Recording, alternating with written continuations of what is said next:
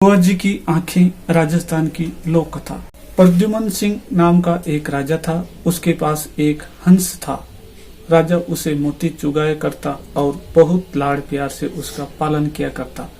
वह हंस नित्य प्रति सायंकाल राजा के महल से उड़कर कभी किसी देश में और कभी किसी दिशा में थोड़ा चक्कर काट आया करता।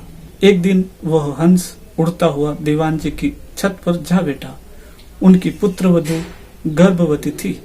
उसने सुन रखा था कि गर्भावस्था में यदि किसी स्त्री को हंस का मांस खाने को मिल जाए तो उसकी होने वाली संतान अत्यंत मेधावी, तेजस्वी और भाग्यशाली होती है। अनायास ही छत पर हंस आया देखकर उसके मुंह में पानी भर आया। उसने हंस को पकड़ लिया और रसोई घर में ले जाकर उसे पकाकर खा गए।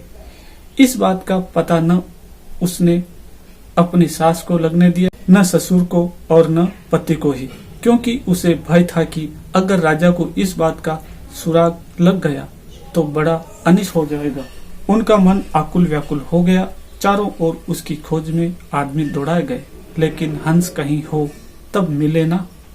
राजा ने अड़ोस पड़ोस के शहरों कस्बों में भी सूचना कराई कि अगर कोई हंस का पता लगा सके तो राज्य की ओर से उसे बहुत बड़ा पुरस्कार दिया जाएगा। 10-20 दिन निकल गए, कुछ भी पता नहीं लग सका। वह हंस राजा और रानी को बहुत प्रिय था, अतः वे उदास रहने लगे। एक दिन एक कुटन्नी राजा के पास आई और बोली कि वो हंस का पता लगा सकती है, लेकिन उसे थोड़ा सा समय चाहिए। राजा ने कहा, मेरे राज्य के पंडित, ज्योतिषी, हाकिम, हुकाम और मेरे इतने सारे गुप्तचरों में कोई भी पता नहीं लगा सका, तुम कैसे पता लगा सकोगी? कुटन्नी ने कहा, मुझे अपनी योग्यता पर विश्वास है। अगर अन्नदाता का हुक्म हो तो एक बार आकाश के तारे भी तोड़कर ले आऊं। आप मुझे थोड़ा सा समय दीजिए और आवश्यक दंड दे दीजिए। उसे वापस ला सकूं या नहीं, लेकिन मैं आपको विश्वास दिलाती हूं कि उसका अता पता अवश्य ले आऊंगी।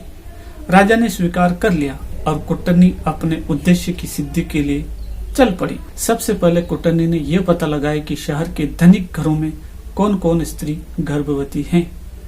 उसे पता था कि गर्भावस्था में किसी स्त्री को यदि हंस का मांस मिल जाए तो वो बिना खाए नहीं रहेगी। साथ ही यह भी जानती थी कि साधारण घर की कोई स्त्री राजा का हंस पकड़ने का साहस नहीं कर सकती।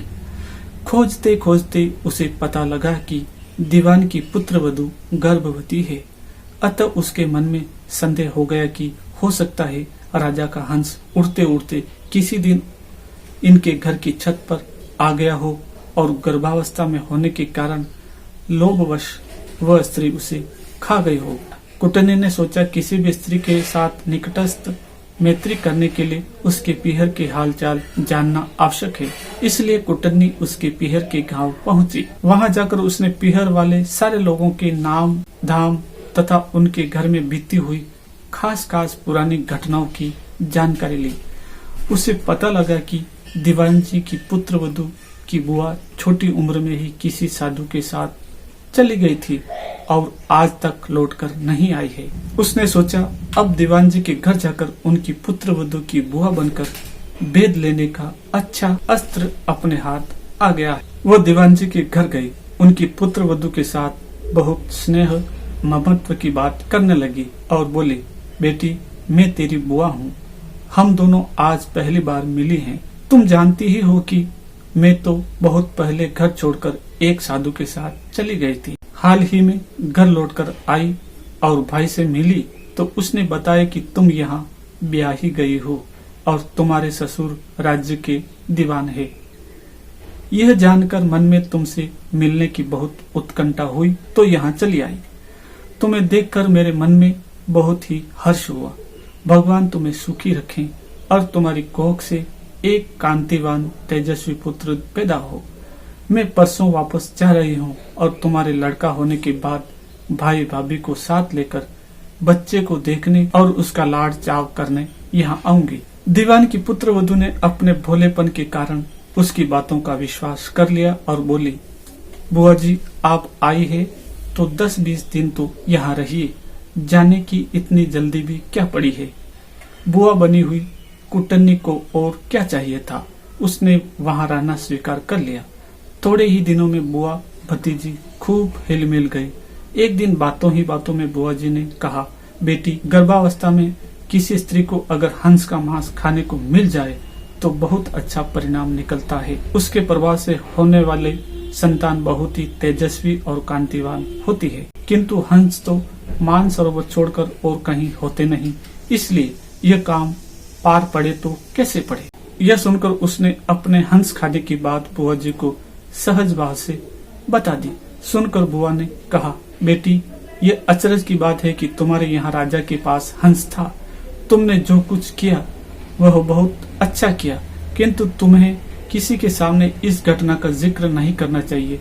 मेरे सामने भी नहीं करना था, लेकिन खैर, मुझसे कही हुई बात तो कहीं जाने वाली नहीं है, इसलिए जिक्र कर दिया तो भी कोई बात नहीं। कुछ दिन और बीत गए, तब कुट्टनी ने कहा, बेटी, अगर भगवान के सामने तुम हंस खाने की बात स्वीकार कर लो तो हंस की हत्या का पाप तो सिर से उतर ही जाएगा, सुपरिणाम भी द्विगुणित होगा।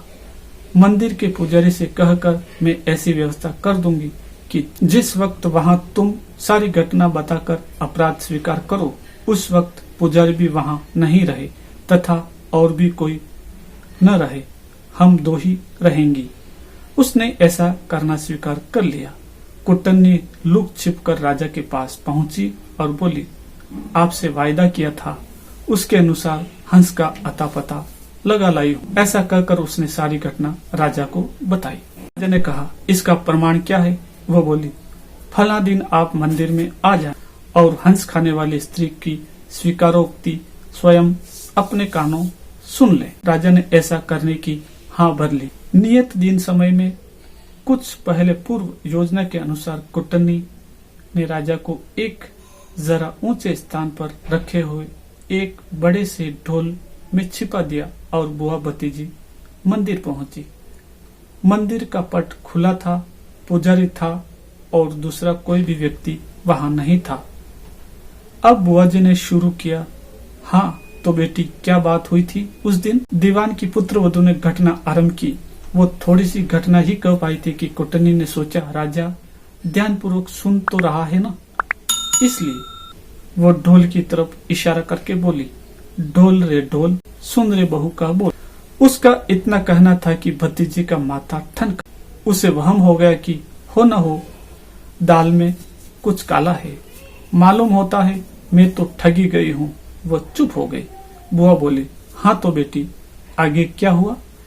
इस पर भतीजी बोली, उसके बाद तो बुआ जी मेरी आंखें खुल गई, सपना टूट गया। जो ही भतीजी की आंख खुली त्यों ही बुआ जी की आंखें भी खुली की खुली रह गई। उसके पांव तो भतीजी से भी भारी हो गए और उसके लिए उठकर खड़े होना भी मुश्किल हो गया।